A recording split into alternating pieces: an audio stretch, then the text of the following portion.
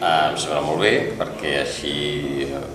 tant nosaltres podem expressar el que pensem de com està la ciutat, en aquest cas en relació al pau i als drets humans,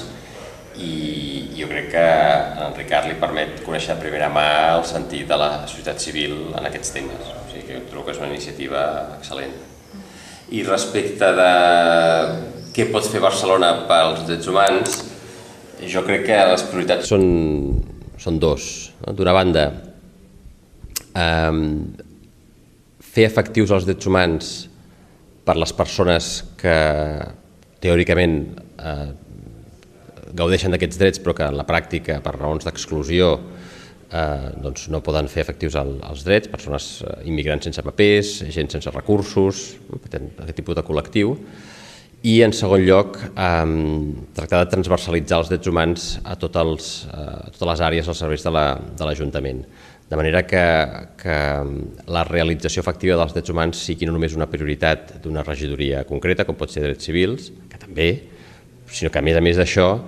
els diferents serveis que es presten des de l'Ajuntament, les diferents regidories, els diferents decisors polítics però també des del punt de vista tècnic,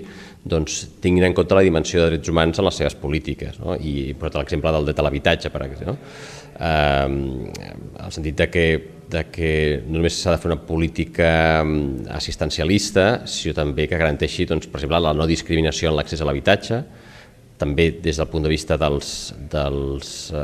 propietaris privats, és a dir, garantir que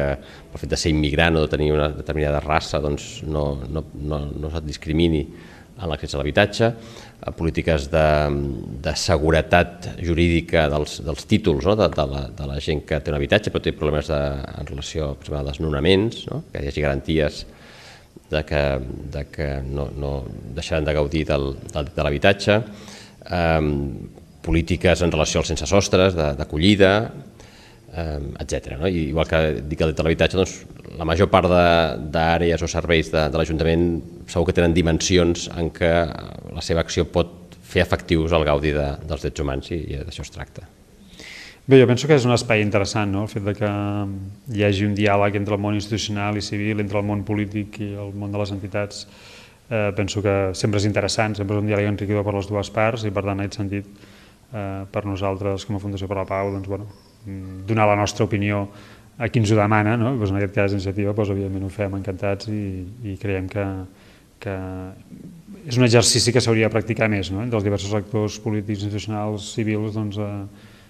compartir més reflexions, discussions, però en tot cas que hi hagi un diàleg més obert. Hem comentat diverses coses, però jo penso que hem recordat que des de l'àmbit municipal, encara que pugui semblar que és un àmbit molt llunyà, els conflictes bèl·lics, el militarisme, les condicions de pau, també es poden fer aportacions positives en clau de pau. Es poden fer aportacions positives en el sentit més micro de la ciutat i dels conflictes que puguin haver-hi a nivell de ciutat, però també fins i tot es poden fer aportacions en el que seria anar creant condicions de cultura de pau a nivell global. Per tant, fer retrocedir la cultura de la violència, el militarisme, etc., i crear condicions de pau.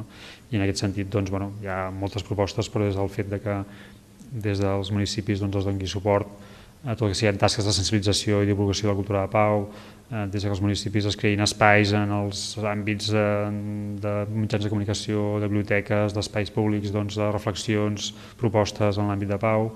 o fins i tot l'Ajuntament com a tal s'impliqui en xarxes internacionals o en campanyes o en visions i perspectives a nivell internacional que puguin permetre fer avançar els temes de pau. I això són instruments que existeixen, per tant, aquells ajuntaments que tinguin un interès real en avançar